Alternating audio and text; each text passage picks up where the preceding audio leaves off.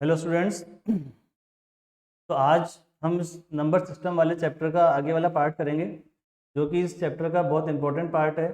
Exam में question must है, हमेशा एग्जाम में आता ही आता है। इस टाइप के हम क्वेश्चन आज सॉल्व करेंगे। सबसे पहले हम देखते हैं इरेशनल नंबर्स क्या होते हैं। पहले हमने देखा था कि रेशनल नंबर क्या होते हैं। तो रेशनल नंबर्स वो होते हैं जो हम पी अपॉन क्यू की फॉर्म में जिनको एक्सप्रेस कर सकते हैं, where q is not equal to zero. But irrational number क्या होते हैं? irrational number, a number is called an irrational number if it can not be written in the form p upon q। Rational number तो वो होते हैं जिनको हम p upon q की फॉर्म में लिख सकते हैं, लेकिन irrational नंबर वो होते हैं जिनको हम p अपॉन q की फॉर्म में नहीं लिख सकते। For example √2, √3, 2.1537 dot dot dot dot dot dot means it is non terminating. तो जो non terminating non repeating decimals होते हैं, वो डेसिमल्स कैसे होते हैं? इरेशनल नंबर होते हैं। जैसे मान लो मैंने लिख दिया 2.413, ये चलता जा रहा है, नॉन रिपीटिंग है और नॉन टर्मिनेटिंग है, तो ये डेसिमल कैसा हो जाएगा आपका? ये आपका इरेशनल नंबर हो जाएगा। लेकिन अगर मैं इसको ऐसे लिखूं 5.222, ये नंबर कैसा है? ये नंबर है आपका नॉन टर्मिनेटिंग तो है, बट ये नंबर कैसा है? ये नंबर है आपका रिपीटिंग। तो रिपीटिंग नंबर होने की वजह से ये आपका इरेशनल नंबर नहीं कहलाएगा। ये नंबर जो होते हैं ये रेशनल नंबर्स होते हैं, जिनको हम p अपॉन क्यू की फॉर्म में कन्वर्ट कर सकते हैं। ये भी हम इस चैप्टर में आगे पढ़ेंगे कि इन नंबर्स को p अपॉन क्यू की फॉर्म में कैसे कन्वर्ट किया जाता है। तभी तो हम इरेशनल नंबर देखते हैं। इरेशनल नंबर क्या नंबर, कौन से नंबर होते हैं जिनको हम p अपॉन क्यू की फॉर्म में एक्सप्रेस नहीं कर सकते? √2, √3, √5, √7, √11 एंड सबसे बेसिक सबसे मेन चीज आपके जो non terminating non repeating decimals जो होते हैं वो आपके इरेशनल नंबर्स कहलाते हैं। ठीक है, अब ये आपका मेन पार्ट है कि इन इरेशनल नंबर्स को नंबर लाइन पे कैसे डिनोट किया जाता है। तो सबसे पहले हम देखेंगे आज √2 को नंबर लाइन पे डिनोट कैसे करते हैं। तो ये हमने एक नंबर लाइन ली जिसमें सारे पॉइंट्स जो होते हैं, सारे नंबर सब इक्वल डिस्टेंस पे होते हैं। ठीक है ना। इस नंबर लाइन में ये जीरो जीरो के इस तरफ होते हैं आपके राइट हैंड साइड में तो पॉजिटिव इंटीजर्स, और लेफ्ट हैंड साइड में होते हैं नेगेटिव इंटीजर्स। अब इस √2 को नंबर लाइन पे डिनोट करने के लिए हमको पाइथागोरस थ्योरम का ध्यान रखना है कि √2, तो आपको करना क्या है कि इस √2 को मोस्टली हमको लास्ट में 1+1 में ब्रेक करना है। ये 2 था, 2 में से 1 ही आ गया, तो बचा कितना हमारे पास? 1।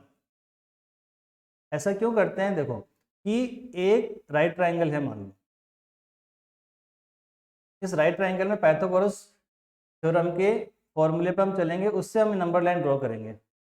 अब ये 1 था, इसको मैं लिख सकता हूँ 1² + 1²। हमारी जो पाइथागोरस थ्योरम होती है, पाइथागोरस थ्योरम आपकी क्या होती है? h² = b² + p²। It means अगर मैं बेस 1 लूँ और p भी 1 लूँ तो मेरा जो हाइपोटेनस होगा वो कितना हो जाएगा?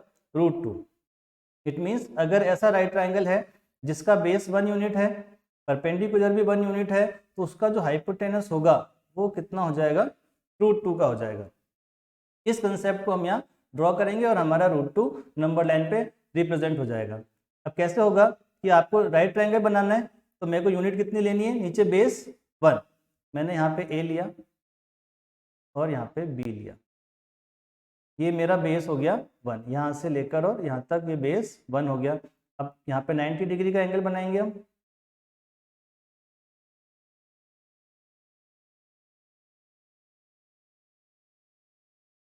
ठीक है, तो बेस तो हमारा 1 यूनिट हो गया। अब परपेंडिकुलर भी हमारा 1 यूनिट लेना है। 1 यूनिट बोल रहा हूँ, 1 सेंटीमीटर नहीं बोल रहा हूँ। 1 यूनिट का मतलब जो डिस्टेंस 0 से 1, मतलब ईच नंबर के बीच में डिस्टेंस है वो आपकी 1 यूनिट है। आप चाहो तो जब नंबर लाइन बनाते समय यहाँ पे 2 सेंटीमीटर का गैप ले सकते हो, 3 सेंटीमीटर का गैप ले सकते हो, जो चाहे आपके कन्वीनियंट के हिसाब से ले सकते हो। तो ये 1 का मतलब द डिस्टेंस बिटवीन 0 एंड 1। तो जो डिस्टेंस यहाँ पे है वही डिस्टेंस कंपास में लेकर हमें यहाँ पे एक आर काटना। ये पॉइंट आ गया हमारा सी। ठीक है, फिर हम क्या करेंगे? ए को सी से ज्वाइन कर देंगे, तो ये बन गया हमारा एक राइट ट्राइंगल ABC, तो ये हमारा 1 था, ये 1 था, तो जो AC है AC हमारा कितना आ गया √2। अब हमें क्या करना है, A पे रखना है कंपास और डिस्टेंस लेनी है AC, और यहाँ से एक आर्क काटते हुए हमको नीचे ले आना है। तो ये जो डिस्टेंस AC थी, ये क्योंकि हमने आर काटा है तो AD डिस्टेंस भी इस AC के इक्वल है। इट मीन्स ये जो D पॉइंट है ये √2 को रिप्रेजेंट कर रहा है। तो ये हमारा √2 नंबर लाइन पे लोकेट हो गया। तो हमने किया क्या था, सबसे पहले हमने क्या किया कि 0 पर हमने पॉइंट लिया A, 1 पर हमने पॉइंट लिया B, then draw right angle at B, first second third step में हमने क्या किया, B पर राइट एंगल हमने ड्रॉ कर दिया। फिर फोर्थ स्टेप में हमने क्या किया कि taking B as centre and radius equal to 1 unit, 1 unit radius लेते हुए कट एन आर्क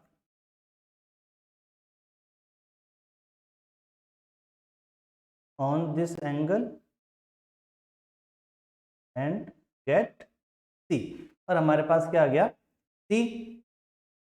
फिर ज्वाइन AC, हमने क्या किया AC को ज्वाइन कर दिया। फिर लास्ट स्टेप हमने क्या किया कि taking A as centre and AC radius, AC को हमने रेडियस लिया, cut an arc on number line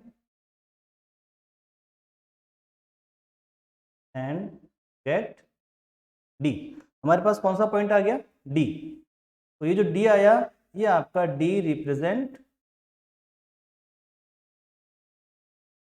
√2, ये आपका √2 नंबर लाइन पे आ गया।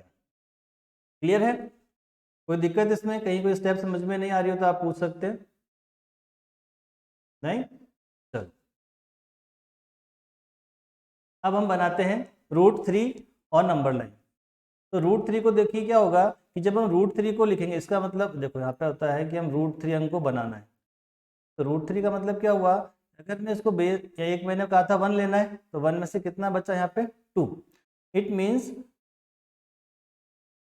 एक राइट ट्राइंगल है, तो मैं इस 2 को क्या लिखूंगा, 2 किसका स्क्वायर होता है, जो नंबर किसी का स्क्वायर नहीं होता वो खुद के रूट का स्क्वायर होता है। तो 2 स्क्वायर हो गया √2 का। इट मीन्स जो आपका बेस है वो √2 हो और परपेंडिकुलर 1 हो, तब आपका हाइपोटेनस √3 का होगा। इसका मतलब ये हुआ कि जब हमको √3 बनाना है तो पहले हमको बेस कितना लेना पड़ेगा √2, तो इसलिए हमको √2 वाला काम वापिस करना पड़ेगा। तो √2 बनाने के लिए वही, ये √2 है तो √2 के लिए हमें 1 + 1 1 स्क्वायर प्लस 1 स्क्वायर लेकर हमें √2 बनाना पड़ेगा। तो पहले √2 बनाते हैं, ये 0 लिया, 0 पर A आ गया, 1 पर B आ गया। फिर हमें यहाँ पे क्या करना है, यहाँ पे हमको 90 डिग्री बनाना है। पीछे हमने रिपीट किया था, आपका रिवीजन हो रहा है, ये हमने 90 डिग्री बनाया। फिर यहाँ से एक आर कट करना है हमको B से, कितना कट करना है 1 यूनिट का, ताकि हमारे पास C आ गया, और AC को हमने ज्वाइन कर दिया। अब ये जो AC है, AC कितना आ गया √2। अब हमारे पास बेस कौन सा हो गया, अब बेस हमारे पास √2 आ गया। तो अब हम क्या करेंगे, इस बेस पर 90 डिग्री का एंगल बना देंगे। यहाँ पे हमने कंपास रखा इस पॉइंट पर, और यहाँ से हमने एक 90 डिग्री का एंगल बना दिया। 90 डिग्री का एंगल बना दिया, √2 बेस चाहिए था और परपेंडिकुलर कितना चाहिए था 1, तो 1 कौन सा, वो ही A से लेकर B तक। ये जो डिस्टेंस है, इसी डिस्टेंस का आर्क कहाँ से कट करना है हमको, C से। ये हमने C से कट करा और हमारे पास एक पॉइंट आ गया T। अब हम क्या करेंगे, अब हम ज्वाइन कर देंगे AD को। AD ज्वाइन हो गया। अब ए पे रखना है वो कंपास और AD को लेना है रेडियस, और यहाँ से एक आर्क लेते हुए नीचे आना है। ये आर्क जहाँ पर आएगा ये आपका पॉइंट हो गया E, जो कि रिप्रेजेंट कर रहा है किसको, √3 को। ठीक है, आर्क यहाँ पर 90 डिग्री बनाते समय आपको ध्यान रखना है कि यहाँ पे हम जो 90 डिग्री बना रहे हैं तो हम यहाँ से आर्क काट रहे हैं ये, तो आपको जो 60 बनाना है वो यहाँ से बनाना है, इस वाले पॉइंट से। हमें क्या करना है, इस पॉइंट से, इस वाले पॉइंट से आपको आर्क कटिंग स्टार्ट करनी है। यहाँ पे आपको एक काटना है, फिर ये आपको यहाँ कटेगा, यहाँ से नहीं काटना। कई बार हम गलती करते हैं कि हम इसको यहाँ तक लेके आ जाते हैं, फिर यहाँ से आर्क काटना स्टार्ट कर देते हैं, तो वो गलत हो जाता है। तो पहले हमने √2 बनाया, फिर √2 बेस लेकर यहाँ पे 90 डिग्री बनाया, और यहाँ पर 1 यूनिट का हमने आर काटा, ये 1 यूनिट है, क्योंकि बेस चाहिए था √2 और परपेंडिकुलर चाहिए था 1। तब जो हमारा हाइपोटेनस आया वो आ गया आपका √3, और हमने इसको लेकर नीचे आ गए, तो ये आपका √3 नंबर लाइन पर डिनोट हो गया।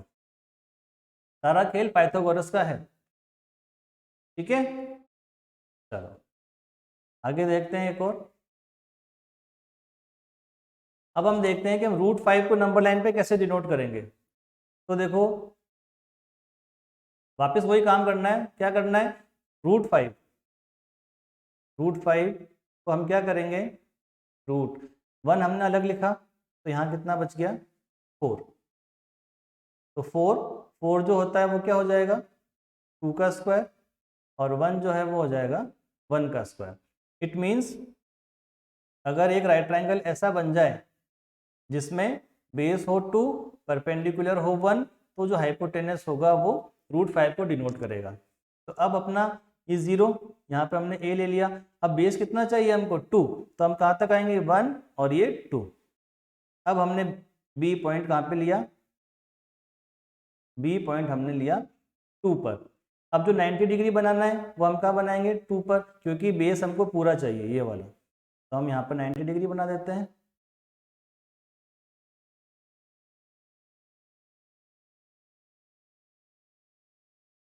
ये हमारा 90 डिग्री का एंगल बन गया। अब परपेंडिकुलर कितना है, परपेंडिकुलर है आपका 1 यूनिट। 1 यूनिट का मतलब ये वाली 1 यूनिट। तो जो डिस्टेंस ये वाली है उसी डिस्टेंस को लेकर हमने एक आर्क यहाँ पर काट दिया, ये पॉइंट आ गया हमारे पास C। फिर वही काम हमने A से C को ज्वाइन कर दिया। अब हमारे पास क्या था, ये तो आ गया पर बेस हमारे पास 2, परपेंडिकुलर आ गया 1 यूनिट, तो जो आपका हाइपोटेनस है वो कितना हो गया, √5 का। तो हम वही A से कंपास रखेंगे, AC को लेंगे रेडियस, और यहाँ से एक आर्क कट जाएगा। ये आर्क इस नंबर लाइन पे जहाँ पे आएगा वो आपका पॉइंट हो गया D, जो कि क्या डिनोट कर रहा है, √5। ठीक है, तो इस तरह से हम √2, √3 और √5 इजीली नंबर लाइन पर डिनोट कर सकते हैं। बस हमको ध्यान क्या रखना है, इसका रूट का, इस रूट को हम कैसे कन्वर्ट करें, इसी पे बेस्ड कुछ क्वेश्चंस और हैं। ये तो आपकी बुक में है √2, √3, √5, तो आप बुक में भी कर सकते हो। इसके अलावा कुछ इससे बड़े नंबर्स के भी जब रूट आ जाते हैं नंबर लाइन पे डिनोट करने के लिए, तब उनको करने में हमको दिक्कत आती है। तो वो जो होगा वो मैं आपको इसके अगले वीडियो में आपको शो करके बताऊंगा। इसके √2, √3, √5 के अलावा भी अगर कोई नंबर आता है तो उसको हम नंबर लाइन पे कैसे डिनोट कर सकते हैं। ठीक है, तो आज के लिए इतना ही।